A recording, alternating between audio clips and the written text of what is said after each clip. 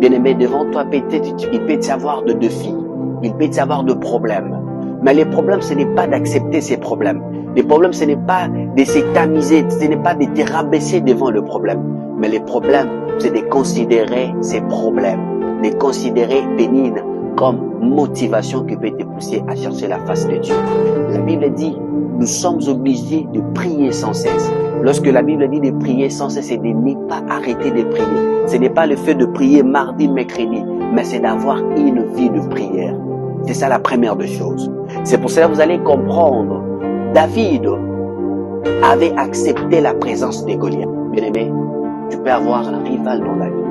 Tu peux avoir un problème qui est comme le Goliath de ta vie. Accepte ces problèmes. N'abandonne pas de chercher Dieu. N'abandonne pas de prier. N'abandonne pas, mon frère. Peu importe le problème, peu importe la souffrance, peu importe le moment que tu passes, n'abandonne pas de prier. Fais comme cette femme, malgré la présence de Pénina, elle a continué de prier.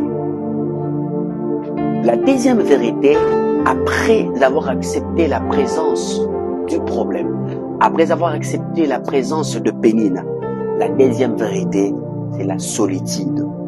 Amen, amen, mon frère, ma sœur. La solitude.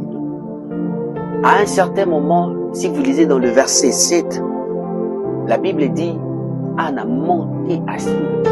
Anne a compris à un certain moment, je dois d'abord abandonner Elkana. Je dois d'abord abandonner tout ce que j'ai. Je dois me présenter. Je dois aller me présenter dans la présence de Dieu. Bien-aimé, la solitude paye. C'est l'une des choses où Jacob a compris. Lorsque Jacob s'est présenté au devant de cet homme qui devait combattre, la Bible dit Jacob a abandonné ses enfants.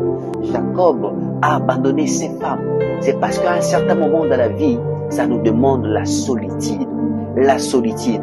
C'est pour cela même la Bible est claire. La Bible est claire. À un certain moment, la Bible dit, si tu veux prier, entre d'abord dans le secret. La Bible n'a pas dit, tu dois être environné de gens. La Bible dit, dans le secret. Et moi, le Dieu qui voit dans le secret, je te répondrai. À un certain moment dans la vie, mon frère, ma sœur, tu dois d'abord te présenter toi seul pour dire à Dieu, mais voici, je suis seul. J'ai abandonné mes problèmes. Je tout le sais, mais voici seul. Troisième vérité qu'on doit comprendre sur la vie de Anne, c'est la disponibilité dans la présence de Dieu. Mon frère, ma sœur,